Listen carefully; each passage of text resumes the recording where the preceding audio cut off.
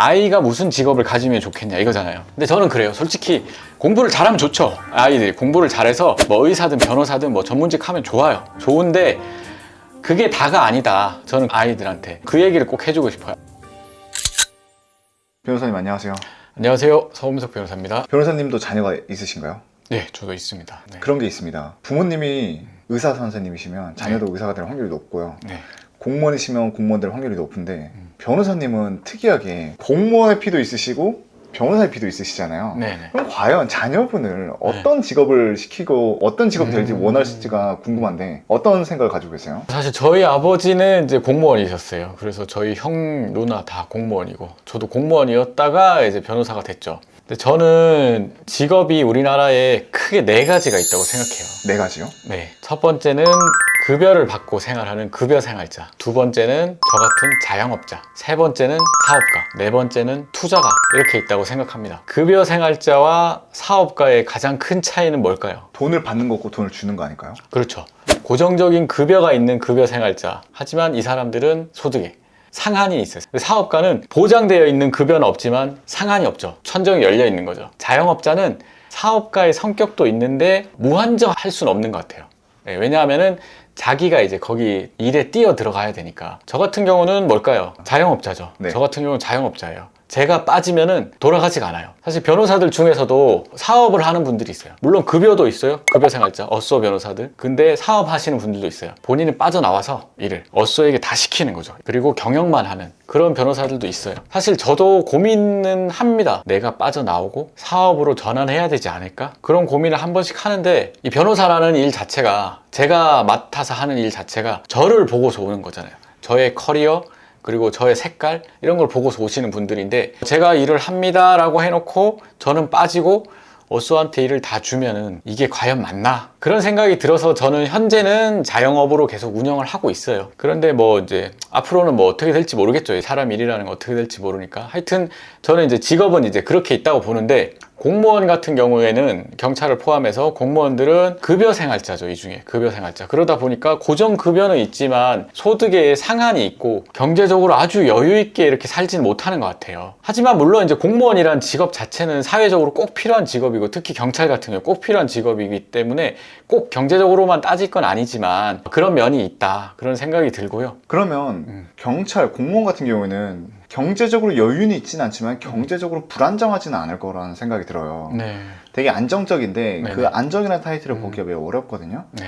근데 변호사님은 가족들이 다 공무원이라고 하셨잖아요. 네네네. 그래서 본인도 공무원이 되셨는데 그거 어떻게 그 안정의 굴레를 벗어나게 되고 약간 리스크가 있는 자영업으로 넘어오게 되신 건가요? 제가 그 공무원일 때 부자 아빠 가난 아빠라는 유명한 책 있잖아요. 로버트 기요사키가 쓴 그 책을 읽었어요. 거기에 보면은 뭐 여러 가지 좋은 얘기들이 많이 있지만 이런 얘기가 있어요. 중산층들은 급여를 받아서 뭐 대출 이자 내고 신용카드 내고 이런 걸 지출을 하고서 돈이 다 나가고 자산을 쌓지는 못한다. 그런데 부자들은 수입이 들어오면은 일단 자산을 쌓고 그 자산으로 계속해서 또 수입이 계속 돌아오는 선순환 구조가 되는 거죠. 중산층들은 계속해서 수입이 들어와도 지출을 하다 보면 자산은 못 사고 새앙지 레이스라고 이렇게 표현되어 있거든요. 그러니까 뭐 이렇게 계속 굴리는 약간 생지 그런 느낌으로 되어 있는 표현들을 보고서 아 내가 리스크가 있더라도 새로운 도전을 해봐야겠다. 수익의 이제 상한을 뚫고서 나가는 저 같은 경우에는 그런 생각을 했던 거죠. 그래도 그게 쉬운 게 아니거든요. 그렇죠. 사실 친구들이랑도 이런 얘기를 하면은 보통의 경우는 생각이 다르니까 조금 불편해하는 친구들도 있어요. 사실 이게 이제 결국에 이제 투자로 이어지는 건데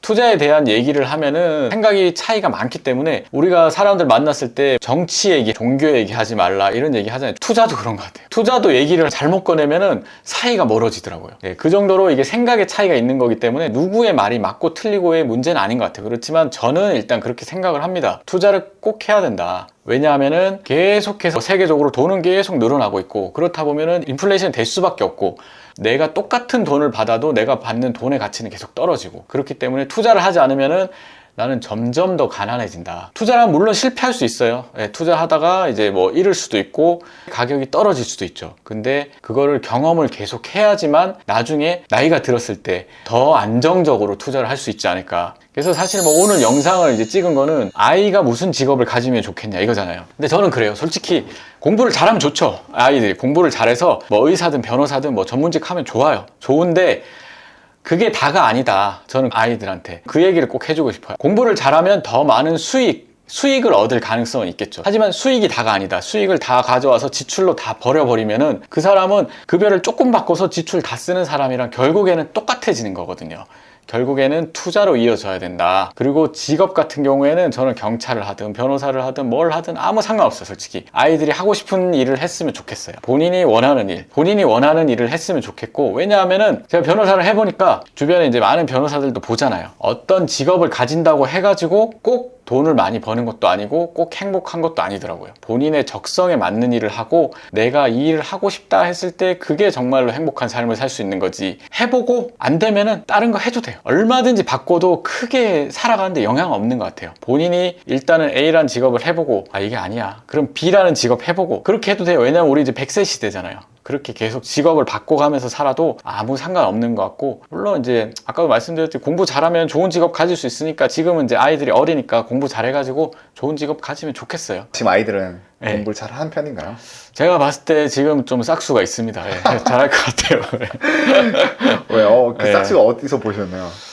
요즘 아이들은 이제 보면은 영어를 많이 하거든요. 근데 지금 보는 영어 책이 제가 생각하는 수준을 훨씬 넘어서 영어를 하더라고요. 그러니까 이게 그래도 어느 정도 기본 머리는 있구나. 그 다음은 이제 네가 알아서 해야지. 약간 이제 그런 생각이고, 그리고 직업과 관련해서 하나 더 이제 얘기하고 싶은 거는 좀 어린 나이에 작은 일이라도 사업을 좀 해봤으면 좋겠어요. 어린 나이에요? 네. 어떻게요? 20대 때 작은 일이라도, 정말 작은 일, 뭐 스마트 스토어라도 해보면 좋겠어요. 그렇게 해가지고 사업이라는 게 이런 거구나. 내가 세금 신고도 해보고 여기서 뭐 이 정도 비용이 나가고 내가 가져올 수 있는 건 이 정도고, 내 일을 해봤을 때 나중에 급여 생활자로서 급여 생활을 했을 때 내 일처럼 할 수 있는 거거든요. 그러면은 어떤 직장에 들어가든 정말 이제 성공할 수 있다. 그런 생각이 들고, 아예 전제로 무조건 실패한다. 실패를 하다 보면은 1000만 원이든 뭐 날릴 수 있어요. 그래도 사업을 해보는 게 정말 좋다고 생각하고, 하나의 직업만 가져야 된다. 저는 이런 생각은 없습니다.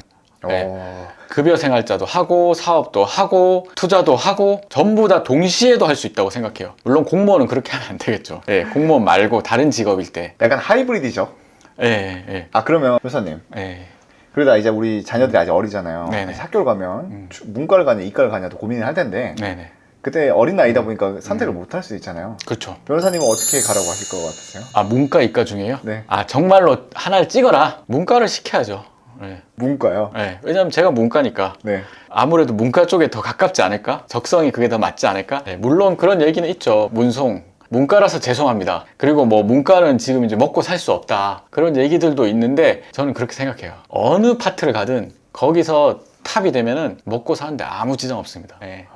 그렇기 때문에 직장을 뭘 선택하느냐 그거보다는 거기서 탑이 되는 게 중요한 거지. 운동선수 탑 되면은 저보다 뭐 100배는 더 벌겠죠. 가수도 마찬가지고요. 유튜버도 마찬가지고요. 문과라서 안 된다 이런 거는 없을 것 같아요. 결국 환경 탓 하지 말아라. 환경 탓도 그렇고 어떤 분야든 나한테 맞는 분야를 가야지 내가 1등이 될 가능성이 높겠죠. 내가 하고 싶은 거. 근데 제가 문과가 더 맞았기 때문에 우리 아이도 문과가 더 맞지 않을까. 그런 거고, 다른 거 해도 상관없습니다. 뭐 그림을 그려도 되고요. 뭐 하고 싶은 거. 결국 그럴 걸 하려면 부모님의 경제적인 지원도 어느 정도 뒷받침돼야 되는데 공무원 그만두시고 변호사로 나름 돈을 많이 버셨나 봅니다. 보다는 조금 더 벌었겠지만 그게 다가 아니라고 생각해요. 꼭 돈이 많아야지 그림을 그릴 수 있다 이렇게 생각하지 않습니다.